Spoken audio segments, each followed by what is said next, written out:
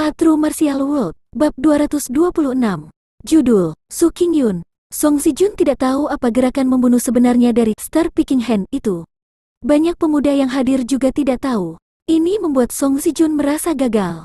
Ada pepatah yang mengatakan bahwa seorang pengamat melihat semuanya, tetapi dia sebagai pengamat tidak dapat memahami apa yang terjadi. Jika Liu Yuxing menggunakan Star Picking Hand untuk melawannya, hasilnya sudah jelas. Dia bahkan tidak tahu bagaimana dia mati. Yi Yun berkata, The Star Picking Hand adalah teknik jari yang tersembunyi di dalam teknik pedang. Teknik pedang hanyalah lelucon untuk menutupinya. Inti dari Star Picking Hand adalah memadatkan Yuan Qi. Yuan Qi ini kemudian akan dapat memindahkan objek dan juga dapat digunakan untuk membunuh musuh. Dua kata Star Picking menggambarkan hasil dari menumbuhkan Star Picking Hand secara ekstrim. Seseorang bisa menggunakan Yuan Qi ini untuk mengambil bintang dari langit. Tentu saja, ini hanya dilebih-lebihkan. Di bawah kondisi yang tidak terduga, tangan memilih bintang memang membuat keajaiban. Tetapi jika lawan lain bersiap melawannya, keefektifannya akan sangat berkurang. Itulah mengapa keluarga Liu berusaha keras untuk menyembunyikan efek dari serangan Star Picking Hand. Hal ini membuat banyak kultivator muda yang tidak berpengalaman menjadi tidak jelas tentang bagaimana tangan memilih bintang bekerja. Serangan diam-diam Liu Yuxing terhadap Yi Yun dilakukan dengan baik dalam semua aspek. Sayangnya, Yi Yun tidak hanya membentuk bola mata surga, ia juga memiliki kristal ungu di dalam tubuhnya. Dia sangat sensitif terhadap energi. Serangan kekuatan tak berwujud Liu Yuxing tidak terlihat dengan mata telanjang, tapi dalam penglihatan Yi Yun, serangan kekuatan tak berwujud ini praktis seperti nyala api di langit malam. Bagaimana serangan yang begitu jelas bisa mengejutkan Yi Yun? Inilah mengapa Liu Yuxing ditakdirkan untuk gagal. Jadi itulah alasannya. Setelah mendengar kata-kata Yi Yun dan mengingat kembali adegan ketika Yi Yun bertarung melawan tangan memilih bintang, Song Zijun akhirnya memahami prinsip di balik tangan memilih bintang. Faktanya, teknik kultivasi yang menggunakan serangan diam-diam bukanlah yang terbaik. Ketika itu mencapai tingkat Sein, dengan mata langit mereka terbuka penuh, indera mereka akan menjadi sangat sensitif sehingga tidak mudah untuk menyerang mereka dengan cara yang licik. Yi Yun duduk di kursinya sendiri. Di pertandingan berikutnya, tidak ada yang berani menantang Yi Yun. Bahkan Liu Yuxing dipukuli sampai menjadi bubur oleh Yi Yun dengan satu batunya. Apa yang bisa mereka lawan? Naik panggung dengan Yi Yun hanya meminta untuk dipukuli. Setelah menghabiskan sejumlah besar rune sisik naga untuk membuat diri mereka tidak bahagia, mereka yang sebelumnya menantang Yi Yun terlalu berlinang air mata. Yi Yun duduk di kursinya, dan setiap kali tiba gilirannya, dia tidak perlu berdiri karena pihak lain akan segera menyerah. Setelah mengalahkan Liu Yuxing, Yi Yun memenangkan 15 pertandingan berturut-turut. Setelah itu, ada 18 pertandingan, 19 pertandingan, 20 pertandingan. Tanpa ragu, Yi Yun memenangkan 20 pertandingan berturut-turut memenangkan taruhannya dengan asosiasi Hongdao. Wajah Li Hong sudah membeku. Apalagi yang bisa dia katakan saat ini? Di antara pemula, Yi Yun sudah mencapai puncak. Satu-satunya orang yang bisa bersaing dengan Yi Yun mungkin adalah Chu Xiaoran atau Qiu Niu. Li Hong hanya bisa mengakui kegagalannya. Kakak Hong, kami benar-benar kalah total kali ini. Seorang anggota asosiasi Hongdao berkata kepada Liu Yuxing dengan ekspresi muram. Dia telah kehilangan 1.200 rune sisik naga. Rune sisik naga ini diperoleh dari menggadaikan barang-barangnya dan meminjam dari teman-temannya. Sekarang setelah hasil pertandingan ditetapkan, teman-teman itu datang untuk mendesak pembayaran. Bagaimanapun, kota Tai'ah Divine tidak melindungi pinjaman apapun di antara para kultivator. Memikirkan jumlah rune sisik naga itu, anggota asosiasi Hongdao merasa pahit. Bagaimana dia mengembalikannya? Li Hong tetap diam. Dia memperkirakan bahwa dalam beberapa pertandingan berikutnya, kekayaan Yi Yun akan terakumulasi menjadi lebih dari 100.000 rune sisik naga. Seorang pemula berhasil mendapatkan 100.000 rune sisik naga di kota Tai'ah Divine dalam beberapa bulan. Itu adalah prestasi yang menantang surga. Li Hong benar dalam perkiraannya. Setelah pertandingan hari ketiga berakhir, rune sisik naga yang dikumpulkan Yi Yun secara resmi melebihi 100.000. Menambahkan rune sisik naga yang dia habiskan sebelumnya, total rune sisik naga Yi Yun mencapai 120.000. Jumlah rune sisik naga ini memungkinkannya untuk memasuki daftar kehormatan manusia. Metode penghitungan Man Roll of Honor adalah dengan menjumlahkan jumlah rune sisik naga seseorang saat ini dan semua pengeluaran yang mereka lakukan sebelumnya di pagoda 10.000 dan berbagai tempat kultivasi di kota Tai'ah Divine. Dengan jumlah total, seseorang mendapat peringkat di daftar kehormatan pria. Poin kemuliaan tidak dimasukkan dalam daftar kehormatan manusia.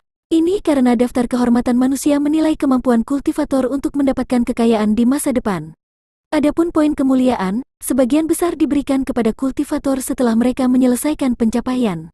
Itu tidak mewujudkan kemampuan untuk mendapatkan kekayaan, jadi tidak disertakan. Karena daftar kehormatan manusia menghitung total akumulasi kekayaan, itu lebih menguntungkan semakin lama seseorang tinggal di kota Dewa Tai'ah. Biasanya, seorang kultivator yang telah bertahan di kota Dewa Tai'ah selama 2-3 tahun dengan kekuatan yang masuk akal akan mendapatkan sekitar 100-200 rune sisik naga sehari. Ini menambahkan hingga sekitar 40,000 sampai 50,000 rune sisik naga setahun. 120.000 rune sisik naga Yiyun tidak diragukan lagi nomor satu di antara pemula. Bahkan di antara kultivator tahun kedua dan ketiga, Yiyun melampaui sebagian besar dari mereka. Sekarang, peringkat Yiyun pada daftar kehormatan manusia adalah sekitar 6.000 di tengah-tengah. Itu adalah yang pertama mencapai peringkat 6.000 dalam 3 bulan selama beberapa abad terakhir di kota Tai'ah Divine. Belakangan, reputasi Yiyun di kota Dewa Tai'ah menjadi lebih menonjol. Banyak kultivator senior yang kuat mulai memperhatikan Yiyun. Awalnya, mereka mengira Yiyun hanya memiliki keberuntungan, tetapi sekarang, dengan menggunakan segel pergolakan surga untuk menjatuhkan Liu Yuxing, itu membuktikan potensinya yang menakutkan. Orang seperti itu pasti akan meroket di masa depan. Apakah kamu Yiyun? Pada malam ketiga, setelah kompetisi arena selesai, Yiyun, Zhou Kui, Song Zijun dan teman-temannya pergi makan malam. Seorang pemuda dengan rambut keriting muncul di hadapan Yiyun. Oh, Yiyun melirik pemuda itu. Dia melihat senyum tipis di wajah pihak lain. Dia terlihat sangat ramah. Ini aku, kata Yiyun. Haha, senang bertemu denganmu. Pemuda rambut keriting menangkupkan tangannya pada Yiyun. Namaku Lan Bai. Aku dari kediaman kerajaan Chu. Aku sebelumnya telah melaporkan berita saudara Yi kepada keluargaku. Penatua kami sangat tertarik pada saudara Yi. Dalam beberapa bulan lagi, akan ada liburan singkat untuk para pemula. Aku ingin tahu apakah saudara Yi tertarik untuk datang ke kediaman kerajaan Chu kita untuk berkunjung? Sambil mengatakan itu, pemuda berambut ikal itu menyerahkan gulungan batu giok kepada Yiyun. Yiyun tertegun sejenak. Dia menghubungkan energi spiritualnya di dalam gulungan batu giok dan memindai isi gulungan batu giok itu. Dia segera memahami tujuan pemuda rambut keriting itu. Dia mewakili kediaman kerajaan Chu untuk menariknya masuk.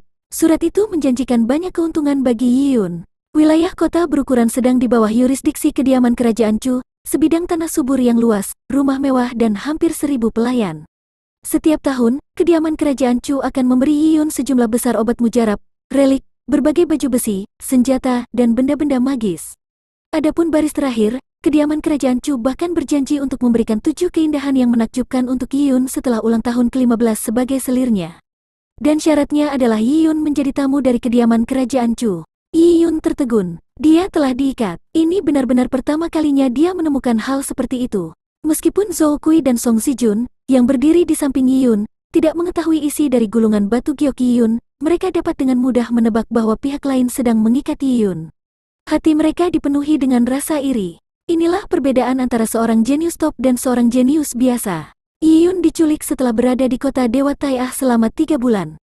Bagaimana itu? Apakah kamu puas? Pemuda rambut keriting menggosok tangannya, menunggu jawaban Yiyun. Namun, pada saat ini, suara pria yang menyenangkan terdengar.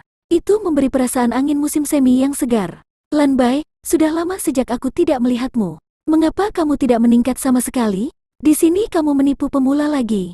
Yiyun berbalik karena terkejut. Yang dia lihat hanyalah seorang pemuda berkemeja hijau berjalan mendekat. Pemuda ini tampak berusia 18 tahun.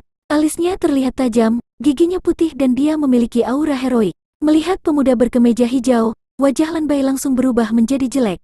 Dia membuka mulutnya dan berkata dengan nada kering.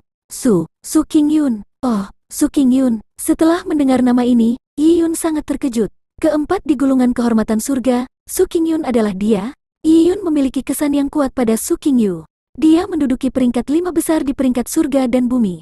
Su Qingyun sudah berada di kota Dewa Tai'ah selama 5 tahun, dan tahun ini adalah tahun terakhirnya.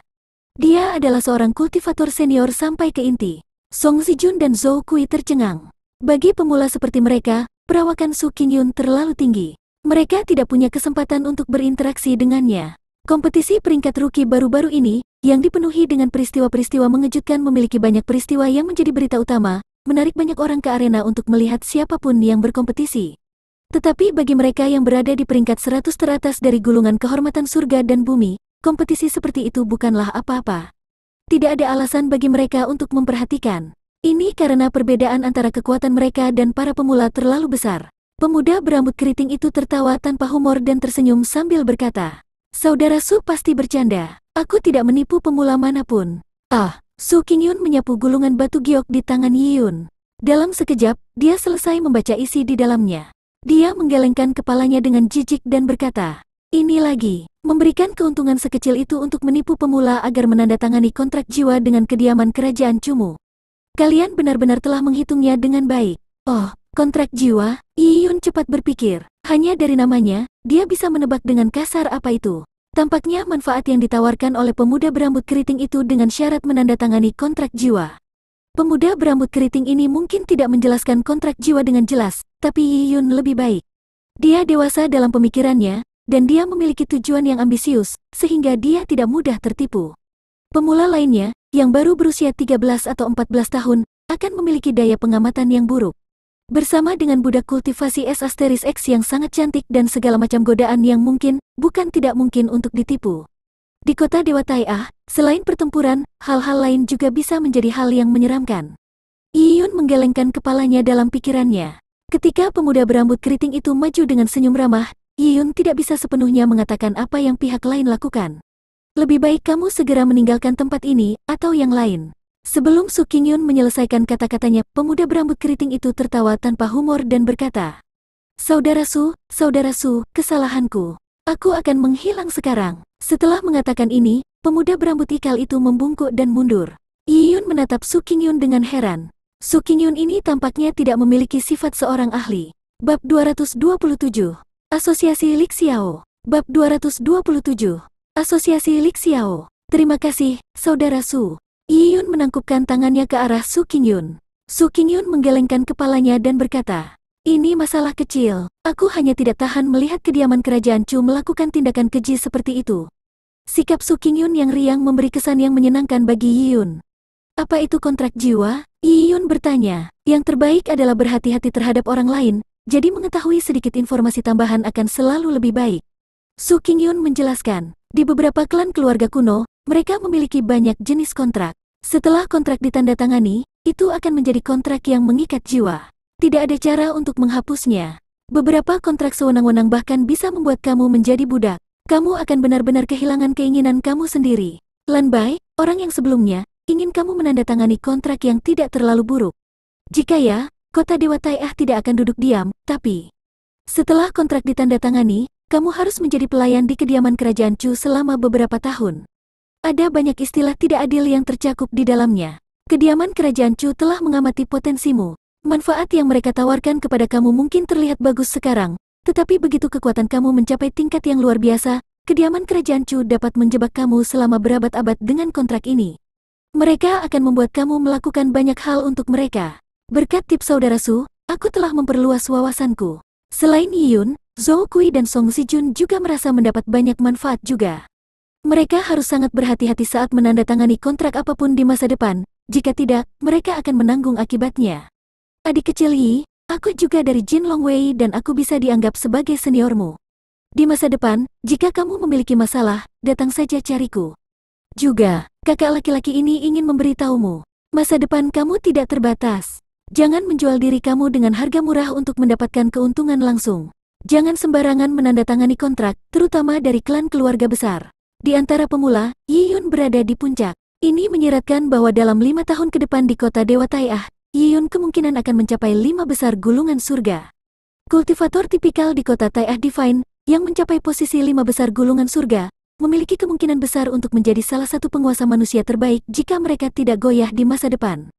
Setelah mencapai tahap ini, mereka akan menerima perhatian dari semua faksi besar di kerajaan Dewa Tai'ah. Kekayaan dan gelar bangsawan ada di ujung jari mereka. Tentu saja, bakat seperti itu tidak mungkin diikat hanya dengan kekayaan dan gelar bangsawan.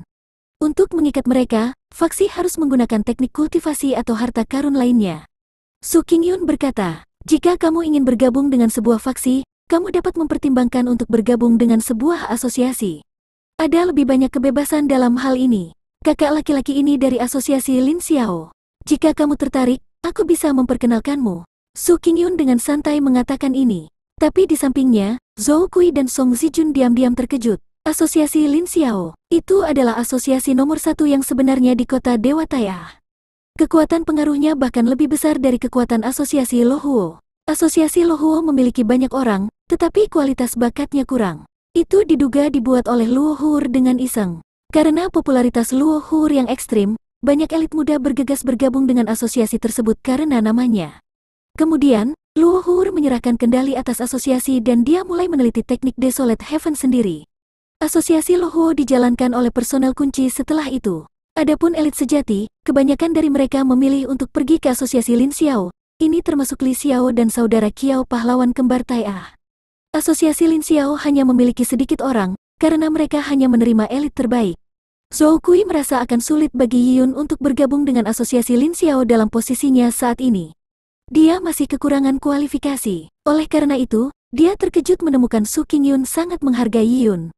Terima kasih atas penghargaan saudara Su. Yiyun menangkupkan tangannya. Faktanya, bergabung dengan sebuah asosiasi tidaklah terlalu buruk. Tidak ada kewajiban. Juga, dengan orang-orang yang mendukungnya, itu akan mencegah asosiasi lain untuk menindasnya. Itu adalah hari kelima kompetisi peringkat rookie. Pada hari ini, semua pertempuran rookie-rookie telah selesai. Para pemula memiliki pemahaman tertentu tentang kekuatan mereka sendiri dan peringkat mereka yang sesuai. Banyak pemula sekarang berada di peringkat di atas 10.000. Mereka tahu di mana mereka berdiri, jadi mereka tidak kecewa dengan itu. Baru saja tiba di kota Dewa Tai'ah, orang-orang yang mereka lawan adalah para elit. Para pemula memiliki waktu kultivasi yang jauh lebih singkat daripada yang lain, dan mereka lebih muda dari yang lain. Apa yang dimiliki pemula yang akan membuat mereka mengatasi perbedaan ini?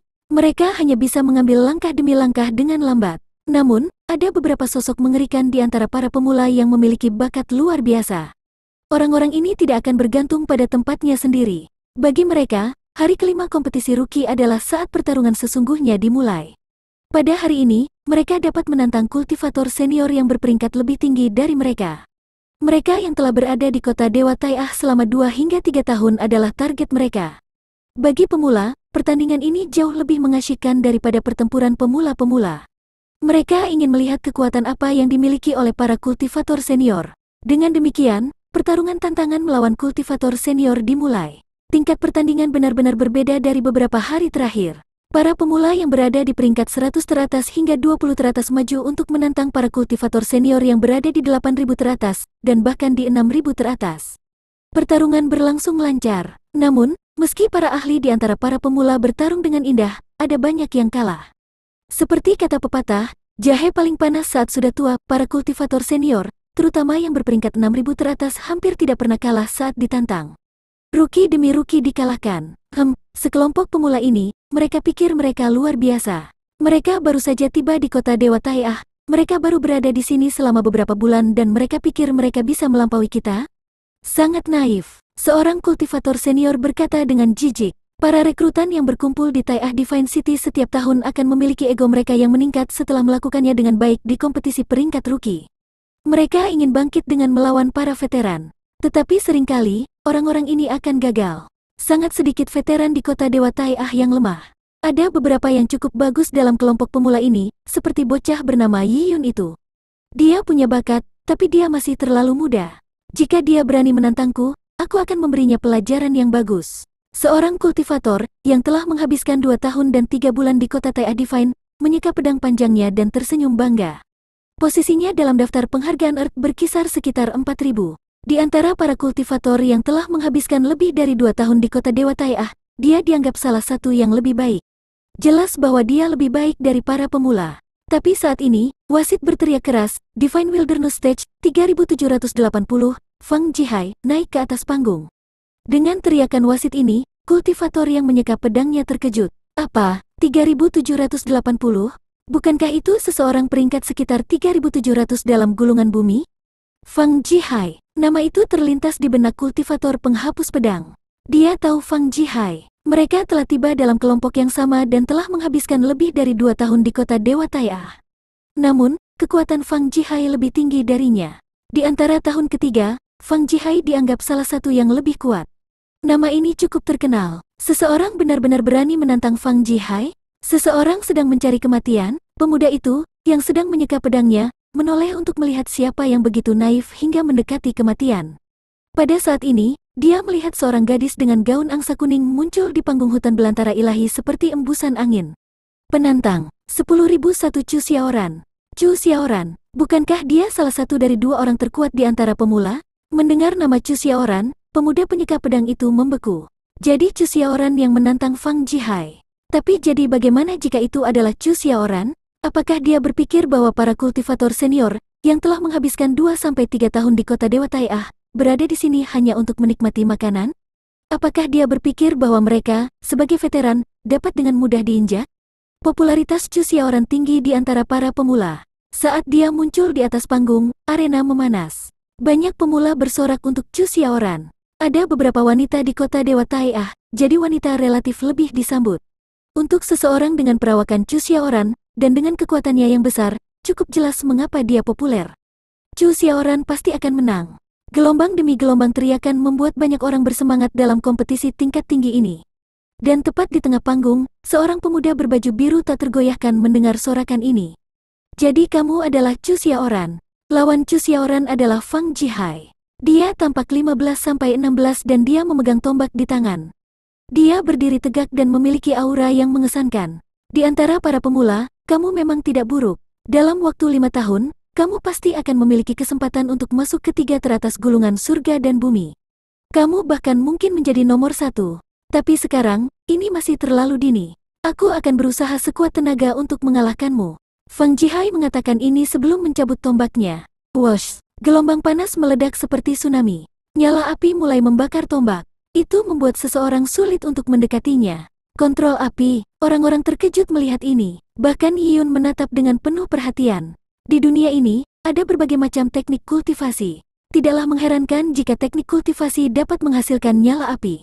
Misalnya, dalam teknik suci Tai'ah, Yuan Qi yang dipadatkan diberi nama Radiant Sun Qi. Itu juga merupakan bentuk Qi, tetapi properti unsurnya bukanlah api, itu yang murni. Dalam hal tingkat energi, yang murni lebih besar dari api. Fang Jihai ini cukup kuat. Dengan level Rana Purple Blood, dia dapat memadatkan api dengan Yuan Qi-nya. Itu sangat menakjubkan. Menurutmu siapa yang akan menang? Hanya tampilan kekuatan Fang Jihai ini adalah pengalaman yang membuka mata bagi banyak pemula. Memang, tidak ada kultivator senior yang lemah. Tentu saja Nona Chu. Tapi, untuk menang melawan Fang Jihai, dia mungkin perlu berusaha. Para pemula bias terhadap Chu Xiaoran, namun dengan kekuatan Fang Jihai yang ditampilkan, pertempuran ini mungkin tidak akan mudah. Junior Chu, medan perang tidak berperasaan. Awas sekarang. Fang Jihai mengangkat tombaknya dan menyerang ke depan. Dia mengangkat tombak panjang di atas kepalanya dan menebas ke bawah. Fiuh, api berkobar, mengirimkan gelombang api yang tanpa pandang bulu menyapu area tersebut. Api sembrono. Menghadapi Chu Xiaoran, Fang Jihai tidak pergi dengan mudah. Dia menggunakan salah satu gerakan khasnya sejak awal, sehingga dia bisa mengalahkan Chu Xiaoran secepat mungkin. Jika dia membutuhkan waktu lama untuk bertarung dengan pemula, dan akhirnya gagal total dalam tugas yang mudah, itu akan sangat memalukan. A True Martial World, Bab 228. Judul, Keras Lunak. Seluruh panggung hutan belantara ilahi, yang radiusnya 30 meter, ditelan oleh ular api yang tebal. Ular api itu berputar di sekitar panggung dengan suara terbakar yang kacau dan mengelilingi Chu Xiaoran. Fang Jihai menusukkan tombaknya ke bahu Chu Xiaoran. Tombak Fang Jihai memiliki panjang 9 kaki dan terbuat dari besi hitam. Di sisi lain, Chu Xiaoran menggunakan pedang. Menggunakan pedang, yang dianggap sebagai senjata ringan, melawan serangan tombak pasti lebih rendah kekuatannya. Pada saat itu, banyak yang berkeringat dingin untuk Chu Xiaoran. Namun, Chu Xiaoran tetap acuh tak acuh dalam badai yang berapi-api. Saat Fang Jihai menusukkan tombaknya ke bawah, tombak itu mengancam akan menelan Chu Xiaoran di dalam api. Baru kemudian, dia mulai bergerak. Pedang sepanjang 4 kaki memiliki bilah yang panjang namun lembut. Seperti daun yang jatuh, itu bentrok dengan tombak Fang Jihai. Oh, menggunakan pedang lembut untuk menangkis tombak besi hitam yang berat? Orang-orang kaget, bagaimana ini bisa terjadi? Bukankah serangan dari tombak ini merusak pedang Chu Xiaoran, yang pada gilirannya akan mematahkan lengannya? Bahkan sebelum mereka bisa terengah-engah, mereka melihat seberkas pedang naik ke langit. Swiss, api yang menyelimuti diiris oleh pedang Chu Xiaoran. Selanjutnya, Chu Xiaoran mematahkan api Fang Jihai, menggunakan Yuan Qi dengan pedangnya. Ujung pedang bersentuhan dengan batang tombak besi hitam. Tiba-tiba, ruang terasa membeku. Tombak Fang Jihai rupanya tertancap di kolam lumpur. Itu tertahan oleh pedang yang lembut seperti air. Tombak besi hitam yang berat hanya bisa sedikit menekuk bilah pedang dan tidak bisa melangkah lebih jauh. Chu Xiaoran tiba-tiba mencabut pedangnya, memisahkan dari tombak dengan mudah. Boom! Tombak Fang Jihai menghantam tanah tungsten ungu, menyebabkan penyok yang sangat besar. Tetapi pada saat ini, Chu Xiaoran menyerang dengan pedangnya lagi. Pedangnya mencapai kecepatan ekstrim saat menusuk jantung Fang Jihai. Apa yang terjadi? Fang Jihai tercengang karena keheranan. Ketika dia menyilangkan senjata dengan Chu Xiaoran sebelumnya, dia merasakan perasaan yang sangat aneh. Seolah-olah semua kekuatannya telah ditahan oleh Chu Xiaoran. Dan dia tidak tahu metode apa yang digunakan Chu Xiaoran. Sekarang, Fang Jihai tidak punya waktu untuk merenungkannya. Sinar pedang Chu Xiaoran tepat di depannya. Fury Siat, Fang Jihai menyapu dengan tombaknya dan pusaran api terbentuk di depannya. Dalam sepersekian detik, perisai api merah tebal terbentuk. Ding! Pedang Chu Xiaoran mengeluarkan suara melengking yang menusuk telinga dan mengenai perisai api. Peng! Bahkan setelah dampak energi, sinar pedang Chu Xiaoran terus terbang ke depan. Itu telah menembus perisai api sepenuhnya. Ledakan berapi-api tersebut menyebabkan hujan api menyebar tanpa pandang bulu. Di dalamnya, ada seorang gadis yang memakai baju angsa kuning. Ini membuat pemandangannya terlihat sangat indah. Fang Jihai mundur lagi dan lagi. Dia kagum bahwa serangan api cerobohnya telah diblokir oleh Chu Xiaoran, dan kemudian perisai apinya telah benar-benar dihancurkan oleh Chu Xiaoran. Bagaimana gadis ini bisa sekuat ini? Chu Xiaoran mulai mengirimkan serangan pedang. Fang Jihai dengan cepat mundur saat dia mencoba menggunakan tombaknya untuk menembus balok pedang Chu Xiaoran. Namun, pedang Chu Xiaoran tampaknya memiliki ketahanan yang luar biasa di dalamnya. Tidak peduli seberapa kuat balok tombak Fang Jihai, pedang Chu Xiaoran tersebar luas. Pedang tipis Qi menembus perlindungan Yuan Qi Fang Jihai, membuat seluruh tubuhnya terasa mati rasa seolah-olah dia tersengat listrik. Bagaimana ini mungkin? Fang Jihai jelas merasa bahwa Yuan Qi Chu Xiaoran tidak lebih baik dari miliknya, namun dia terkendali lagi dan lagi. Dia merasa bahwa dia tidak bisa menggunakan semua kekuatannya sama sekali. Di antara penonton ketika semua orang melihat adegan ini, seseorang tiba-tiba menyadari. Itu adalah kebenaran nomologis. Apakah kamu tidak mendengar? Chu Xiaoran telah memperoleh wawasan tentang kebenaran keras lunak. Kebenaran keras lunak adalah kombinasi dari kekerasan dan kelembutan. Senjata Chu Xiaoran mungkin terlihat seperti pedang lembut, tetapi setelah Chu Xiaoran mendapatkan wawasan tentang kebenaran keras lunak, pedang lembut ini mendapatkan kekuatan yang luar biasa. Ding! Dengan balok pedang naik, Chu Xiaoran memaksa Fang Jihai ke sudut ring. Kemudian, serangan datang dari atas, terbang langsung ke arah kepala Fang Jihai. Fang Jihai mengangkat tombaknya untuk memblokirnya. Puah! Yuan Qi Fang Jihai yang berapi-api terbelah. Pedang ini menebas batang tombak Fang Jihai. Bilahnya terus bergerak dengan momentumnya dan itu membengkokkan porosnya saat itu mengarah ke Fang Jihai seperti cambuk. Oh! Fang Jihai membatasi pupilnya. Dia tidak bisa mengelak karena terlalu dekat. Sinar pisau tajam telah menembus pelindung Yuan Qi Fang Jihai dan itu membuka luka di dada Fang Jihai. Luka ini memungkinkan Qi Chu Xiaoran bergegas ke meridian Fang Jihai. Dengan pedang Qi memasuki tubuhnya, tubuh Fang Jihai bergetar saat aliran darah keluar dari mulutnya. Sebelum dia bisa membalas, Chu Xiaoran telah menyerang lagi. Peng! Serangan Chu Xiaoran benar-benar memisahkan Yuan Qi pelindung Fang Jihai. Dia terbang kembali sebelum membanting dengan keras ke tanah. Chu Xiaoran memenangkan pertempuran ini. Saat wasit mengumumkan hasilnya, Fang Jihai linglung. Dia hilang. Dia kalah dari seorang gadis rookie yang 2-3 tahun lebih muda darinya. Dia telah berlatih di kota Dewa Tai'ah selama 2 tahun, namun dia tidak dapat bersaing dengan seseorang yang baru saja tiba di kota Dewa Tai'ah. Banyak pemula di antara penonton saling memandang. Mereka semua adalah pendukung Chu Xiaoran dan mereka yakin dia bisa menang. Tapi mereka tidak pernah menyangka Chu Xiaoran menang begitu bersih. Dan sepertinya dia tidak menggunakan semua energinya. Dia telah mengalahkan seorang kultivator senior peringkat 3780 tanpa menggunakan semua energinya. Mengerikan, luar biasa. Kekuatan yang ditunjukkan Chu Xiaoran berada pada level yang berbeda dibandingkan dengan peringkat rookie. Sebelumnya seseorang peringkat 7 pada peringkat rookie menantang seorang kultivator senior peringkat 5000-an dan mereka masih kalah. Tapi Chu Xiaoran mengalahkan seseorang di 3700 dengan mudah. Celah ini terlalu besar, dan dikatakan bahwa Qiu Niu setara dengan Chu Xiaoran. Bisakah Qiu Niu juga memiliki kekuatan yang sama?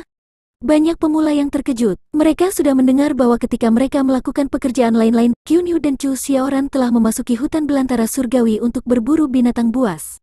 Bahaya yang terlibat sudah jelas. Saat itu, mereka hanya terkesan, tetapi mereka tidak tahu sejauh mana kekuatan keduanya. Tapi sekarang, Tampaknya ada perbedaan kekuatan yang besar antara mereka yang berada di peringkat ketiga, keempat atau kelima di peringkat rookie, meskipun hanya ada perbedaan yang sangat kecil dalam peringkat mereka. Rookie lain yang berada di peringkat 10 besar seperti Liu Yuxing dapat diabaikan. Hanya Yiyun yang memiliki pertarungan yang mengesankan. Tetapi dia tidak memiliki hasil yang menakjubkan seperti bagaimana Chu Xiaoran dengan mudah mengalahkan Fang Jihai. Di dalam hati banyak orang, Liu Yuxing tidak dapat dibandingkan dengan kultivator senior seperti Fang Jihai. Dan aturan yang ditetapkan oleh kota ilahi untuk peringkat rookie adalah bahwa perkelahian harus dilanjutkan sampai pemenang di antara para pemula diputuskan. Kota ilahi telah menyiapkan banyak hadiah untuk pemula nomor 1. Sekarang Chu Xiaoran mungkin tampak yang terkuat, dan satu-satunya orang yang dapat bersaing dengan Chu Xiaoran adalah Qiu Niu dan mungkin Yiyun. Chu Xiaoran telah memahami kebenaran Hearts of. Ini adalah dasar dari keluarga Adipati Pelindung. Sejak usia muda, Chu Xiaoran berada di bawah pengawasan guru yang baik di kediaman Adipati Pelindung. Sumber daya yang dia terima juga luar biasa. Dibandingkan dengan kita, dia berada di level yang sangat berbeda. Seseorang menghela nafas dengan emosi. Bagaimanapun, tidak ada yang bisa dibandingkan dengan keturunan dari keluarga dengan warisan akumulatif yang hebat. Kami mungkin tidak bisa, tapi Yiyun mungkin hampir tidak bisa bersaing. Aku sangat menantikan pertarungan Yiyun dan Chu Xiaoran. Yiyun memiliki akar yang lebih lemah dari kita. Meski peluangnya untuk menang tipis, dia masih bisa bertarung dalam pertarungan yang menggembirakan. Jika dia bisa memaksa Chu Xiaoran untuk menggunakan semua kekuatannya, maka itu akan menjadi sesuatu yang bisa dibanggakan. Meskipun banyak yang iri dengan Yiyun, beberapa kultivator terkesan dengan asal-usul Yiyun. Mereka yang berasal dari klan keluarga kecil tahu sulitnya mendaki. Bagaimana itu? Ada pemikiran? Botak Qin bertanya sambil membelai dagunya sambil berdiri di samping Yiyun. Dia selalu sangat kritis, tetapi dia tidak bisa tidak memuji kinerja Chu Xiaoran. Yiyun tersenyum dan mengangguk. Dia memang kuat. Di kerajaan ilahi Tai'ah, ada segala macam monster tersembunyi. Jika ini 3 bulan yang lalu, ketika dia baru saja tiba di kota Dewa Tai'ah, Yiyun akan merasa seperti dia tidak bisa melakukan apa-apa terhadap orang seperti Chu Xiaoran. Mereka berada pada level yang sama sekali berbeda. Chu Xiaoran memiliki permainan pedang yang hebat, teknik kultivasi dan telah memperoleh wawasan tentang kebenaran nomologis. Adapun negara-negara seperti Temperate Body, Dragon Pulse, bahkan otak seukuran kacang polong bisa mengetahui bahwa Chu Xiaoran telah mencapai mereka sebelumnya.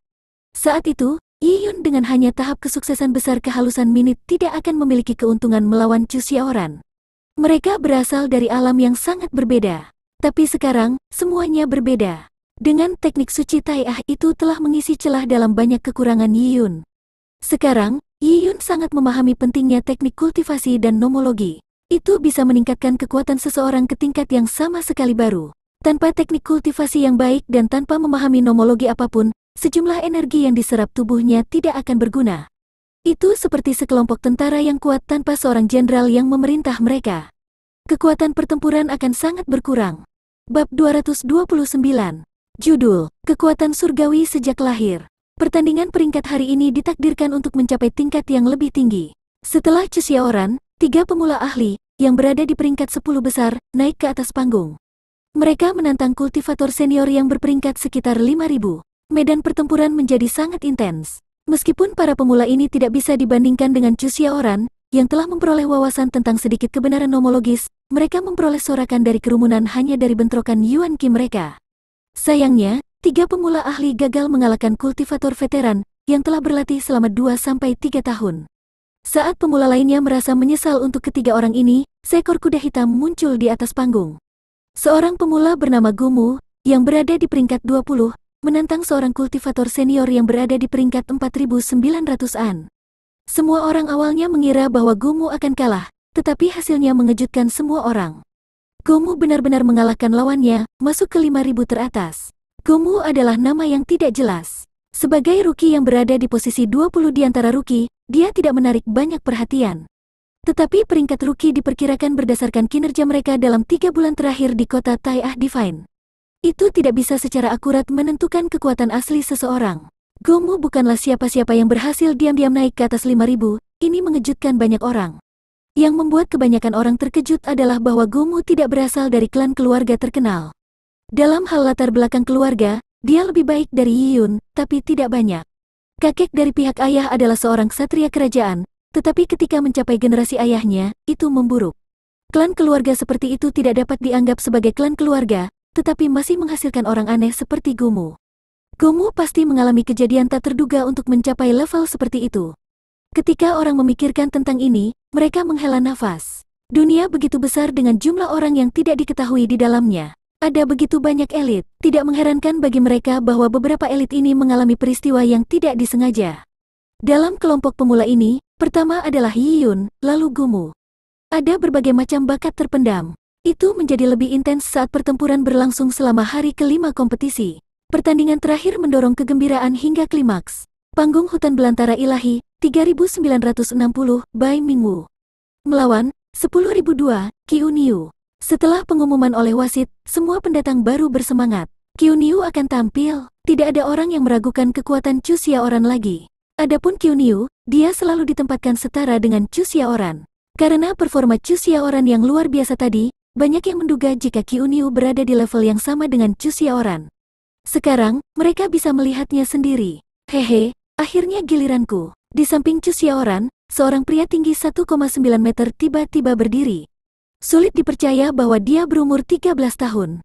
Qiu menatap lawannya. Lawannya juga orang yang tinggi dan tegap. Dia berumur 15 tahun dan tinggi 1,8 meter. Dia sangat cocok dengan Qiu. Melawan anak ini, armor logam putihku sudah cukup. Qiu berkata pada dirinya sendiri. Di sampingnya, Chu Xiaoran tertawa. Berhati-hatilah agar tidak gagal dalam tugas yang mudah. Gagal, hehe. Qiu mengusap ujung hidungnya dengan ibu jarinya, jangan khawatir. Sebelum melawanmu, aku tidak akan kalah. Qiu sudah lama tidak melawan Chu Xiaoran. Setelah melihat Chu Xiaoran memukul Fang Jihai, Qiu juga merasakan tekanan. Setelah tidak melihatnya selama bertahun-tahun meskipun akrab di masa lalu, dia tidak bisa lagi memahami kekuatannya. Bai Mingwu naik ke atas panggung. Dia mengeluarkan senjatanya, yang merupakan poleam. Adapun senjata Qiu mengejutkan banyak orang saat melihatnya. Sebagian besar tubuhnya ditutupi baju besi emas pucat tebal yang mencakup kaki, batang tubuh, dan lengannya.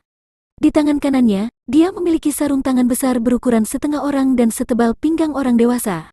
Sarung tangan ini seperti laras meriam. Itu juga berwarna emas pucat. Di balik sarung tangan itu, ada 3 bilah tajam. Setiap bilah memiliki panjang 1,5 meter dan lebarnya setengah telapak tangan. Dengan 3 bilah berdampingan, itu seperti cakar raksasa. Di tangan kiri Qiu ada perisai emas pucat dengan diameter 1 meter. Melihat Qiu dengan pakaian seperti itu, banyak orang tercengang. Ini terlalu konyol. Baju besi dan senjata membuat Qiu terlihat seperti kastil yang bergerak. Boom! Qiu melompat ke atas panggung. Dengan bunyi logam, ubin tungsten ungu bergetar di bawah kaki Qiu. Astaga! Seberapa berat itu? Orang-orang kaget. Ubin tungsten ungu itu masing-masing memiliki lebar 3 meter dan tebal 1 kaki dan sangat berat. Dengan mereka berbaris berdampingan, mereka sangat solid. Tapi Qiu bisa membuat mereka gemetar hanya dengan melompat ke atasnya.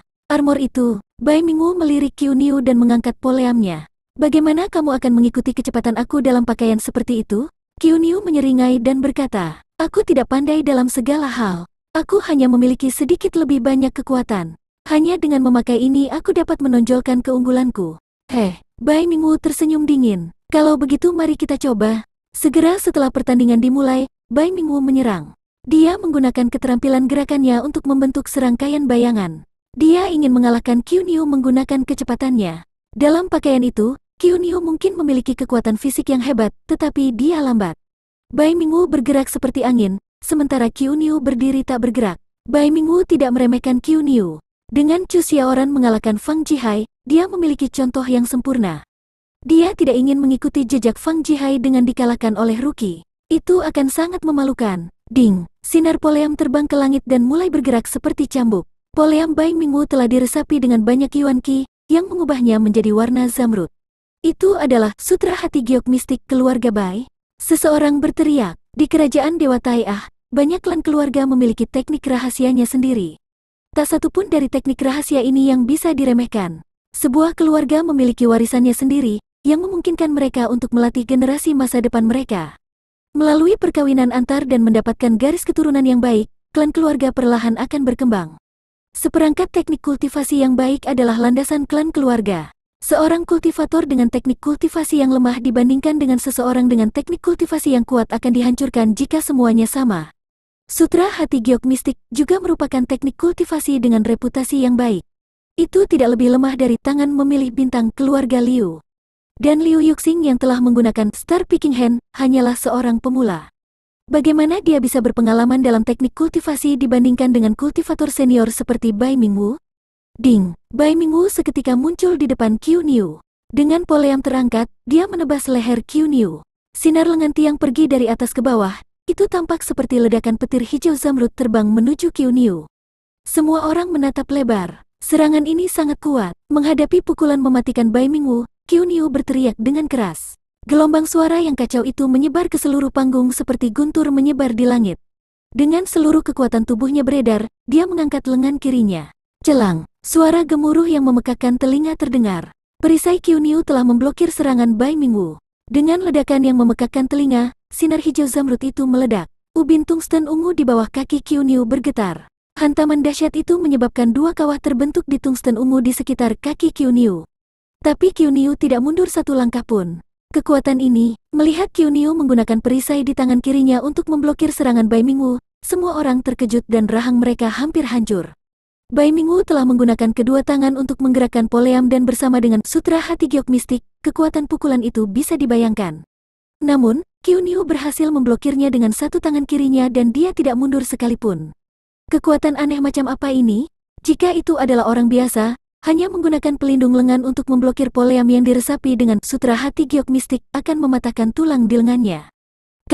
Mata Bai Mingwu berkontraksi. Dampaknya menyebabkan telapak tangannya mati rasa karena getaran. Poleam adalah senjata berat dan sangat keras. Dia tidak bisa menahan ini untuk waktu yang lama. Anak ini, aku tidak percaya lengannya baik-baik saja. Saat dia memikirkan ini, Bai Mingwu tiba-tiba menyadari bahwa Qiu Niu telah meraih poleamnya. Setelah memblokir poleam dengan tangan kirinya, Qiu Niu menggunakan tangan kanannya untuk meraih poleam. Dia telah menempatkan dirinya pada posisinya dengan batang poleam. Senjata ini sekarang milikku. Qiu Niu menyeringai. Jika aku mengambil senjata apapun, kamu tidak dapat mengambilnya dari tanganku. Apa? Mendengar kata-kata Qiu Niu, nadi muncul di dahi Bai Mingwu. Kamu terlalu sombong. Bai Mingwu berteriak dan kemudian dia mulai mengedarkan Sutra Hati Giok Mistik yang menyebabkan Yuan Qi-nya meledak. Dengan tangan di atas poleam, dia mundur dengan paksa. Bang! Yuan Qi dari Mistik Jade Heart Sutra meledak, tapi poleam itu masih di tangan Qiu Niu. Rasanya seperti poleam tersangkut di tangan Qiu Niu. Kamu! Bai Mingwu menatap dengan mata membelalak. Kekuatan Qiu Niu terlalu menakutkan. Dia tidak percaya pada kenyataan itu. Saat dia dengan gila-gilaan menaikkan Sutra Hati Giok Mistik, Yuan Qi-nya meraung seperti tsunami, tapi tangan Qiu Niu seperti besi hitam yang dicor. Ia menolak untuk melepaskan grapple-nya di poleam. Tidak peduli seberapa kuat poleam itu melawan, itu seperti ular yang terjebak di dalam lubang, dia tidak bisa bergerak. Ini, apa yang terjadi? Butir-butir keringat mulai terbentuk di dahi Bai Mingwu. Ini adalah pertama kalinya dia tidak bisa menarik kembali senjatanya setelah direbut. Itu juga pertama kalinya dia menghadapi lawan yang menggunakan teknik seperti itu. Menggunakan kekuatannya yang luar biasa, dia meraih senjata orang lain. Bagaimana cara melawan itu? Pada titik ini, Bai Mingwu tiba-tiba merasakan gelombang kekuatan mengalir melalui poleam. Poleam diangkat tinggi-tinggi. Bai Mingwu, yang berpegangan pada poleam, tiba-tiba merasakan kakinya terangkat. Seluruh tubuhnya telah diangkat oleh Qiu Niu. Semua orang kaget saat melihat pemandangan ini. Mereka tidak bisa berkata-kata, mereka tidak pernah menyangka pertandingan ini akan berakhir seperti ini. Dari jauh, semua orang bisa melihat Qiu Niu mengenakan baju besi berat, dengan tubuhnya tak tergoyahkan seperti gunung. Dia telah mencondongkan lengannya ke atas, mengangkat Bai Mingwu dan poleam ke atas. Sepertinya dia sedang memegang permen lollipop. Bab 230. Judul, Satu-satunya Pertemuan Para Elit. Wajah Bai Mingwu memerah. Setelah bertahun-tahun mengambil bagian dalam banyak pertempuran, besar dan kecil, dia tidak pernah menghadapi situasi seperti itu. Benar-benar memalukan. Metode Qiu Niu ini tidak dapat diprediksi. Bai Mingwu menggertakkan giginya. Dengan tangannya yang terpeleset tiba-tiba, dia bergerak ke bawah batang poleam menuju Qiu Niu. Dengan mengedarkan Sutra Hati Giok Mistik, semua Yuan Qi-nya sekarang terkonsentrasi di dalam kakinya. Dia membidik kepala Qiu Niu saat dia menendang dengan kakinya. Bai Mingwu memiliki teknik kaki yang cukup bagus. Namun, yang dilakukan Qiu Niu hanyalah mencibir sebelum mengangkat perisainya. Bang! Kaki Bai Mingwu mendarat dengan keras di perisai. Yuan Qi dari Sutra Hati Giok Mistik meledak, menyebabkan kaki Bai Mingwu menjadi mati rasa. Namun, itu sama sekali tidak mempengaruhi Qiu Niu. Perisai tebal dan berat itu seperti dinding logam yang kokoh, menangkal segala macam serangan. Bai Mingwu merasa tidak berdaya. Dia telah menggunakan poleamnya untuk menyerang Qiu Niu, tapi itu diblokir oleh perisai Qiu Niu. Hal yang sama terjadi ketika dia menggunakan kakinya. Setelah memblokir serangan Bai Mingwu, Qiu Niu tersenyum. Dengan tangan kanannya menarik poleam, dan tangan kirinya memegang perisainya, tubuhnya tiba-tiba tersentak ke depan. Peng! Dengan dentang keras, seluruh tubuh Bai Mingwu dikirim terbang oleh dinding perisai Qiu Niu. Tubuhnya terjungkal beberapa kali di udara sebelum dia mendarat. Hantaman dahsyat itu menyebabkan dia mengambil lebih dari 10 langkah mundur sebelum dia berhasil menenangkan tubuhnya lagi.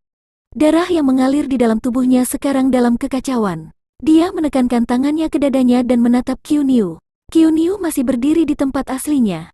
Faktanya, sepanjang pertempuran, Qiu Niu tidak bergerak lebih dari beberapa langkah. Saat Bai Mingwu dikirim terbang mundur, poleamnya masih di tangan Qiu Niu. Senjatanya telah diambil. Tidak ada cara untuk menggambarkan pikiran apa yang ada di benak Bai Mingwu. Dia hanya menggunakan satu gerakan selama pertempuran ini. Setelah senjatanya direbut oleh lawannya, dia tidak bisa mengambilnya kembali dan sekarang dia berada dalam situasi yang memalukan ini. Itu terlalu memberatkan. Masih banyak jurus yang tidak sempat dia gunakan. Namun, semua gerakan ini membutuhkan poleam. Tanpa senjatanya, kekuatan bertarungnya akan turun drastis, meninggalkannya hanya dengan teknik kakinya. Dia masih memiliki poleam berkualitas rendah di cincin interspatialnya. Tapi, bukan hanya poleam itu tidak dapat mengeluarkan potensi terbesarnya, inti masalahnya adalah bahwa Qiu Niu mungkin mengambil poleam itu juga. Dia tidak memiliki metode apapun untuk mencegah Qiu Niu mengambil senjatanya. Jika dia kehilangan satu sama lain, itu akan sangat memalukan. Berdiri di depan Qiu Niu, Bai Mingwu sekarang berada dalam dilema. Qiu Niu mengenakan baju besi berat dan dia memiliki perisai besar. Tidak mungkin bagi Bai Mingwu untuk menghancurkan mereka hanya dengan tangan dan kakinya. Poleam kamu, aku mengembalikannya kepadamu. Saat Qiu Niu mengatakan itu, dia dengan santai menimbang poleam di tangannya. Setelah itu, dia meraih poleam dan sedikit bersandar, kaki kanannya di tanah, sambil mengangkat kaki kirinya. Ha! Qiu Niu berteriak, dan saat kaki kirinya mendarat, lengan kanannya membuat poleam terbang. Swoosh! Poleam berat itu mengeluarkan pekikan menusuk telinga yang terdengar seperti ledakan. Poleam terbang di udara, terbang langsung ke Bai Mingwu. Dengan kekuatan Qiu Niu, kecepatan poleam sekarang benar-benar menakutkan. Bai Mingwu membatasi matanya, menghadapi senjatanya, yang sekarang terbang lurus ke arahnya. Dia tidak berani mencoba dan meraihnya. Pada saat poleam hendak menyerang Bai Mingwu, dia mengertakkan gigi dan menggunakan teknik gerakannya untuk menghindarinya. Bang! Dengan dentang logam yang keras, poleam tertanam di dinding pelindung tungsten ungu di samping panggung alam liar ilahi. Dinding tungsten ungu setebal 3 kaki bergetar karena benturan besar ini. Bahkan ubin di tanah pun bergetar. Poleam juga bergetar tanpa henti. Setelah melihat ini, banyak yang kehilangan kata-kata. Kekuatan Qiu Niu terlalu menakutkan. Bai Mingwu berdiri di atas panggung dengan wajah pucat. Dia benar-benar tidak tahu harus berbuat apa. Apakah dia benar-benar perlu turun dari panggung untuk mengambil poleamnya? Tidak hanya itu memalukan, tetapi bahkan setelah mengambil poleam, dia tidak percaya diri dengan kemampuannya mengalahkan Qiu Niu. Juga, bagaimana jika Qiu Niu menyerangnya saat dia mengambil poleam? Setelah berunding, Bai Mingwu harus mengakui bahwa dia telah kehilangan saat Qiu Niu meraih poleamnya. Dia lebih rendah. Mengertakkan gigi, Bai Mingwu menggelengkan kepalanya dan berkata, "Aku mengaku kalah. Dia bukan pecundang yang sakit. Tidak ada gunanya melawan di atas panggung ketika sudah mencapai situasi seperti itu." Terima kasih. Qiu Niu menangkupkan kedua tangannya. Qiu Niu memenangkan pertempuran ini. Suasana hati orang tak terlukiskan melihat Bai Mingwu dengan sedih menuruni panggung dan dia menggunakan semua kekuatannya untuk mengeluarkan poleamnya. Pertempuran ini cukup konyol. Strategi pertempuran Qiu Niu sangat berbeda dari yang lain, tetapi sangat efektif. Bai Mingwu telah dikalahkan oleh Qiu Niu sampai-sampai dia mengakui pertempuran itu atas kemauannya sendiri. Bai Mingwu mengaku kalah. Seseorang yang berperingkat 3.900-an di gulungan bumi dikalahkan oleh Qiu Niu, begitu saja. Tidak ada jalan lain. Perbedaan kekuatannya terlalu besar. Setelah senjatanya diambil, Bai Mingwu kehilangan kepercayaan dirinya. Jika itu tidak terjadi, Bai Mingwu bisa bertarung beberapa ronde lagi. Faktanya, setelah mencapai ranah Yuan Foundation, hubungan seorang kultivator dengan senjatanya akan meningkat pesat. Itu tidak akan mencapai titik di mana senjatanya dicuri dengan mudah. Begitu seorang kultivator mencapai Yuan Foundation, atau alam di luar Yuan Foundation, mereka dapat menggunakan Yuan Qi mereka untuk menumbuhkan senjata mereka. Mereka bahkan bisa menyimpan senjata mereka di dalam dantian mereka, perlahan-lahan memberinya nutrisi. Karena itu, tidak mudah mengambil senjata orang lain. Tapi itu juga bukan tidak mungkin. Jika seseorang cukup kuat, mereka bisa menghapus tanda jiwa lawan pada senjata dan mencurinya. Qiu Niu ini benar-benar sulit untuk ditangani. Begitu dia meraih senjatamu, semuanya berakhir. Melihat pakaian Qiu Niu, banyak yang merasa tidak berdaya. Sarung tangan Qiu Niu juga berlapis baja. Dia juga bisa dengan mudah mengambil senjata lain, seperti pedang atau saber. Jika itu adalah senjata berkualitas rendah, dia bahkan mungkin bisa mematahkannya. Tidak hanya itu, pertahanan Qiu Niu sangat menyimpang. Dengan tubuhnya yang dilapisi baju besi, bersama dengan perisai berat itu, sepertinya dia memiliki cangkang kura-kura yang tebal. Serangan lemah hanya akan setara dengan menggaruk gatal untuk Qiu Niu. Adapun kekuatan serangan Qiu Niu, itu tak terbantahkan. Ketika Qiu Niu melemparkan poleam di ujungnya, Bai Mingwu bahkan tidak berani mengambilnya, meskipun dia adalah pemiliknya. Bagaimana kekuatan serangan Qiu Niu bisa lemah? Bagaimana seseorang bisa menanganinya, ketika pertahanan dan kekuatan serangnya sekuat itu dan dia bisa mengambil senjata mereka dengan mudah? Dia terlalu sulit untuk ditangani. Banyak dari kultivator veteran, yang telah menghabiskan 2-3 tahun di kota Tae'ah Divine, menempatkan diri mereka pada posisi Bai Mingwu. Jika mereka telah melawan Qiu Niu, mereka harus mengakui bahwa mereka juga akan kalah. Kumpulan pemula ini benar-benar gila. Sekarang, tampaknya ada peluang Qiu Niu yang sangat tinggi dan bahwa Chu Xiaoran bisa masuk 1000 teratas dalam setahun. Seorang kultivator veteran berkata dengan emosi campur aduk. Tetapi kultivator veteran lainnya menggelengkan kepalanya. Kamu melebih-lebihkan dengan mengatakan bahwa peluangnya sangat tinggi. 1000 teratas tidak mudah dijangkau. Ini pada dasarnya adalah dunia kultivator ranah Yuan Foundation di antara 1000 teratas. Tanpa berada di ranah Yuan Foundation, tidak mungkin untuk menahan diri. Dan jika seorang pemula naik ke sana, banyak veteran akan memperhatikannya. Siapa yang ingin dikalahkan oleh pemula? Pada saat itu, akan ada banyak penantang yang ingin menjatuhkanmu. Untuk menempatkan diri kamu di 1000 teratas, itu sulit. Meskipun kultivator veteran ini tidak mau mengakui bahwa Qiu Niu dan Chu Xiaoran dapat menempatkan diri mereka di 1000 teratas dalam waktu 1 tahun, dia sangat menyadari fakta bahwa Qiu Niu dan Chu Xiaoran adalah monster absolut di antara monster. Potensi mereka tidak lebih lemah dari Qin Haotian. Sangat jarang dua sosok seperti itu muncul dalam satu kelompok pemula. Hari kelima peringkat rookie berakhir. Qiu Niu dan Chu Xiaoran tampil luar biasa. Segera, berita itu menyebar ke seluruh kota Tae'ah Divine. Nama mereka menjadi terkenal, tidak hanya di kalangan pemula, bahkan di antara kalangan kultivator veteran. Semua faksi utama mulai memperhatikan Qiu Niu dan Chu Xiaoran. Namun, tidak mungkin untuk menarik mereka masuk. Keduanya memiliki klan keluarga sendiri dan mereka ditakdirkan untuk melayani keluarga mereka sendiri. Para kultivator di kota Dewa Tae'ah berdebat tentang siapa di antara keduanya yang terkuat. Keduanya memiliki pendukung masing-masing dan mereka mengungkapkan pandangan mereka berdasarkan kesimpulan dan dugaan. Perdebatan mereka menjadi sangat panas. Dengan demikian, beberapa asosiasi bahkan membuka kumpulan taruhan, memutuskan siapa di antara keduanya yang akan memenangkan tempat pertama di antara para pemula. Kemungkinan di antara keduanya sangat dekat. Namun, Chu Xiaoran memiliki sedikit lebih banyak pendukung. Bagaimana mungkin seorang gadis cantik menjadi kurang populer dibandingkan pria gemuk? Dengan kolam taruhan dibuka, banyak juga yang memasukkan Yi Yun ke dalamnya. Yi Yun dibandingkan dengan Gumu, yang telah mengejutkan semua orang pada hari kelima kompetisi. Yi Yun dan Gumu memiliki latar belakang yang sama. Mereka berdua kuat dan merupakan kuda hitam sebelum tampil di atas panggung. Banyak yang tertarik untuk mengetahui siapa yang terkuat di antara keduanya. Haha, mereka membuka kumpulan taruhan lain. Saudara Yi, aku membeli taruhan bahwa kamu akan menang. Zhou Kui berkata dengan bersemangat. Saat makan malam, dia menemukan Yi Yun di kantin. Dia memiliki kepercayaan penuh pada Yi Yun dan dia merasa bahwa Yi Yun pasti akan mengalahkan Gumu. Yi Yun tersenyum tanpa mengatakan apapun. Dia telah menyaksikan semua pertandingan dalam 5 hari terakhir. Gumu memang lawan yang patut diperhatikan, tapi dia jauh lebih buruk daripada Qiu Niu dan Chu Xiaoran. Yi Yun memberikan perhatian khusus hanya pada Qiu Niu dan Chu Xiaoran. Keduanya memiliki spesialisasi masing-masing. Chu Xiaoran memiliki teknik, sedangkan Qiu Niu memiliki kekuatan absolut. Keduanya memiliki kekuatan yang berada pada level yang sama sekali berbeda dari pemula lainnya. Bagaimana itu, Saudara Yi? Apakah kamu bertaruh pada diri kamu sendiri? Zhou Kui bertanya dengan penuh semangat. Yi Yun menggeleng. Dia sebelumnya telah mendengar tentang kumpulan taruhan ini. Sejak asosiasi Hongdao menderita kerugian besar karena Yi Yun, banyak asosiasi belajar dari pelajaran mereka. Batas taruhan hanya sampai 500 rune sisik naga. Peluang baginya untuk mengalahkan Gumu tidak terlalu tinggi. Bersama dengan pajak tinggi atas perjudian oleh kota Dewa Tae'ah, tidak banyak yang bisa diperoleh. Yiyun tidak mau repot-repot bertaruh. Hanya pemula miskin seperti Zhou Kui yang tertarik untuk berjudi. Saudara Yi, pertahankan. Meskipun kota Dewa Tai'ah hanya memberikan poin kemuliaan dan hak istimewa kultivasi lainnya kepada orang tersebut di tempat pertama, kamu masih akan diberi penghargaan dengan baik di tempat ketiga. Saudara Yi, aku mengagumimu.